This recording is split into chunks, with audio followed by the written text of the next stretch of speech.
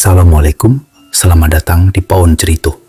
Cerita yang disajikan hangat dari dapur dengan racikan terbaik. Selamat menikmati. Namaku Andin, mahasiswa semester akhir jurusan Sosiologi.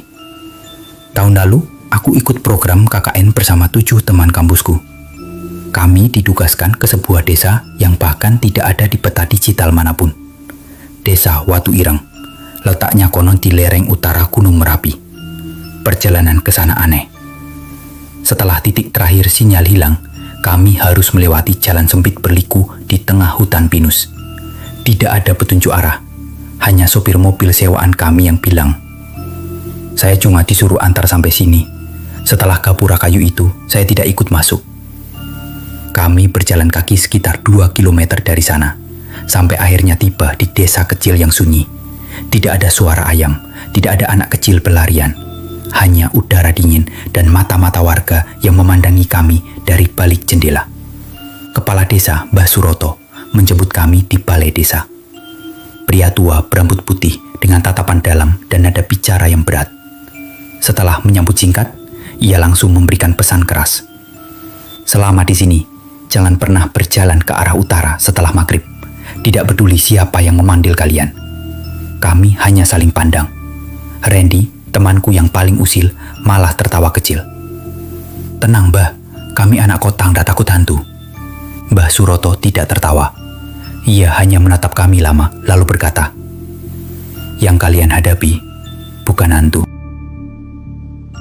Hari-hari awal kami lalui dengan biasa. Kegiatan KKN berjalan lancar, membantu posyandu, bersih desa, dan mengajar anak-anak.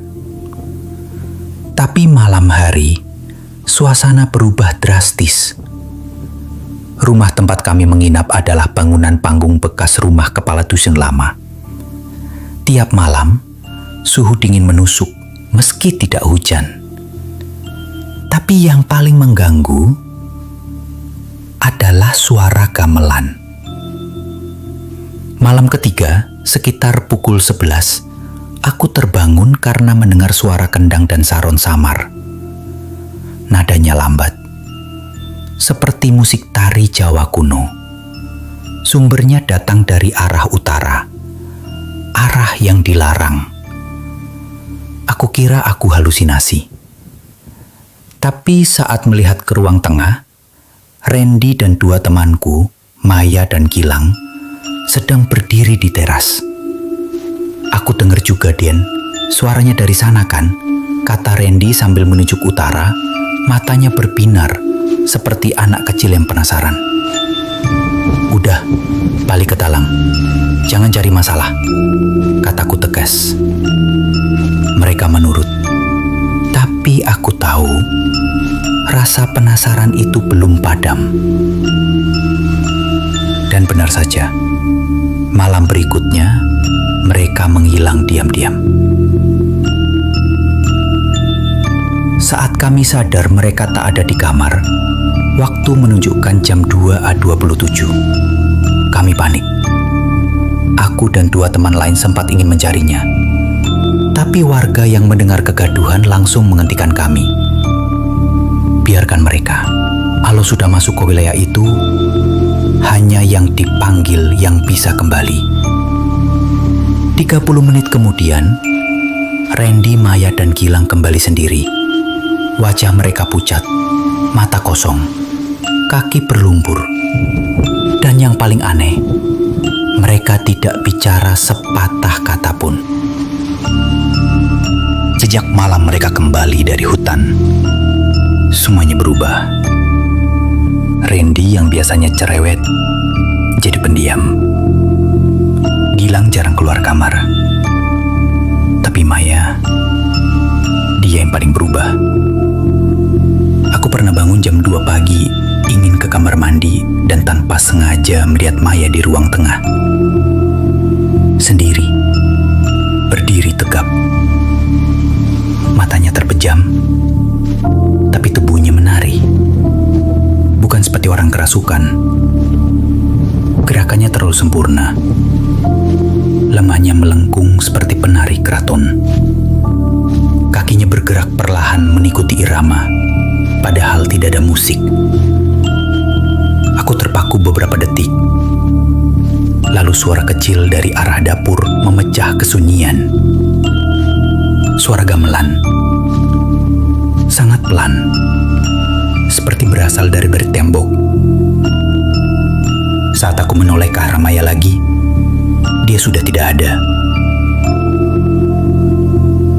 Paginya Maya tidak ingat apapun. Aku tidur dari jam 10 malam. Katanya sambil tersenyum. Tapi senyumnya tidak sampai ke mata. Hari demi hari, gangguan makin nyata. Kami sering menemukan jejak kaki berlumpur di lantai kayu, padahal semua sepatu sudah diletakkan di luar. Suara ketukan dari plafon, suara orang berjalan, seperti ada yang mondar-mandir di atas atap. Sampai suatu malam, aku dan Wulan mendengar suara perempuan menangis dari kamar Gilang. Kami gedor pintu, tapi tak ada jawaban. Akhirnya kami dobrak. Kamar itu gelap, tapi di dalamnya kami melihat Gilang duduk memeluk lutut di pojok ruangan bergetar dan menangis. Di depannya ada sesajen yang belum pernah kami lihat sebelumnya. Lilin menyala dan ada bunga melati berserakan di lantai. Di dinding ada tulisan pakai arang hitam. Dheweke wis milih, wayahe cedak. Dia sudah dipilih, saatnya sudah dekat. Gilang tidak pernah mengaku menulis itu. Malam Jumat Legi, warga desa menggelar ritual besar.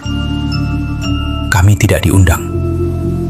Tapi dari jendela kamar, aku bisa melihat mereka berkumpul di lapangan kecil dekat pohon beringin tua. Mereka membakar kemenyan, menabur bunga, dan menari mengelilingi sesajen. Yang paling mengejutkan, ada 3 orang muda di tengah lingkaran warga. Bukan warga desa, tapi wajah mereka terlihat asing, kaku, seolah bukan dari dunia ini. Aku bertanya pada Bu Karsi, ibu yang menyiapkan makan untuk kami. Dengan lirih ia menjawab, itu anak-anak KKN 5 tahun lalu. Mereka juga melanggar larangan. Sekarang, tagihan dari penjaga. Aku terdiam, tidak percaya. Keesokan paginya, Randy dan Maya menghilang. Hanya pakaian mereka yang tertinggal di pinggir jalan ke arah utara. Basah, berlumpur, tapi tanpa jejak kaki kemanapun. Ponsel Randy ditemukan di kamarnya. Saat dibuka, hanya ada 1 video terakhir. Rekaman pendek di tengah hutan. Suara gamelan samar dan sosok Maya yang sedang menari. Tapi, saat diperbesar, tampak bayangan tinggi hitam berdiri di balik pepohonan. Menatap kamera, diam. Setelah Maya dan Randy menghilang, kami yang tersisa, aku, Dimas, dan Wulan, hanya bisa menunggu. Warga bersikap seolah semua ini hal biasa. Mbah Suroto hanya berkata, kalau dipanggil tidak bisa ditahan. Tengah malam, aku terbangun oleh bau melati yang sangat menyengat. Ketika kulihat ke jendela, aku terpaku. Maya, dia berdiri di luar jendela, rambutnya basah menutupi sebagian wajah, tubuhnya bergerak perlahan, menari. Tapi yang membuat bulu kuduku merinding, bukan gerakannya, tapi matanya yang terus menatapku. Kosong, aku ingin berteriak, tapi seperti ada yang menahan suara di tenggorokanku. Saat aku menoleh ke arah Dimas yang terbangun karena mendengar langkahku, Maya sudah hilang. Tapi di tanah ada jejak kaki berlumpur mengarah ke dalam rumah. Keesokan paginya, kami membuka ponsel Randy. Ada 1 video yang tak pernah kami lihat sebelumnya. Di sana, mereka merekam saat masuk ke hutan. Awalnya hanya tandaan, tapi di akhir video, suara mereka berubah panik. Mai, Itu kamu ya? Tapi aku di sini, Ren. Terus, itu siapa yang ngari di depan kita? Gambar terakhir. Sosok perempuan yang sangat mirip Maya, tapi tubuhnya melayang sedikit dari tanah. Kami pulang ke kota lebih awal, tapi gangguan ikut terbawa. Wulan mengaku sering mendengar gamelan dari lemari kamarnya. Dimas mengigau dan menangis dalam tidur. Aku sendiri mulai menerima pesan aneh dari akun Instagram Maya. Akunnya aktif kembali dan mengirimkan pesan. Aku belum selesai menari. Giliranmu sebentar lagi. Setiap malam tepat pukul 3.03 aku terbangun. Selalu ada suara lirih dari jendela, kendang, saron, dan suara perempuan bersenandung dalam bahasa Jawa. Kadang aku melihat bayangan hitam berdiri diam di pojok kamar. Saat ku pejamkan mata, muncul suara dalam kepalaku. Tari Dien, atau nanti mereka yang gerakkan tubuhmu. Beberapa minggu setelah pulang, aku iseng mencari nama desa kami, Watu Ireng. Tapi tidak ada satupun catatan. Google Maps pun tidak mengenali. Ketika ku tanya ke dinas desa, mereka bilang, desa itu hilang pasca letusan gunung tahun 1989. Sudah lama tidak berpenghuni. Lalu, siapa yang tinggal di sana selama kami KKN? Malam terakhir sebelum aku pindah kos, aku mengemasi barang-barang. Di antara tumpukan folder lama, ada satu flash disk yang tidak kuingat. Isinya hanya satu file video, durasi 3 menit. Maya sedang menari di tengah hutan. Kali ini dia tersenyum, tapi di belakangnya berdiri 7 sosok tinggi hitam. Dan yang paling membuatku ingin muntah, salah satu dari mereka adalah aku.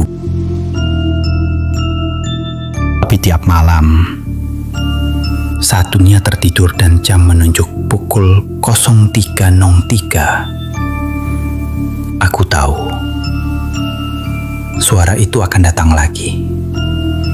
Gamelan dari arah utara. Dan bisikan yang tak pernah berubah. Wayahe wis tekan, diliranmu turung rampung. Waktumu sudah tiba. Tarianmu belum selesai.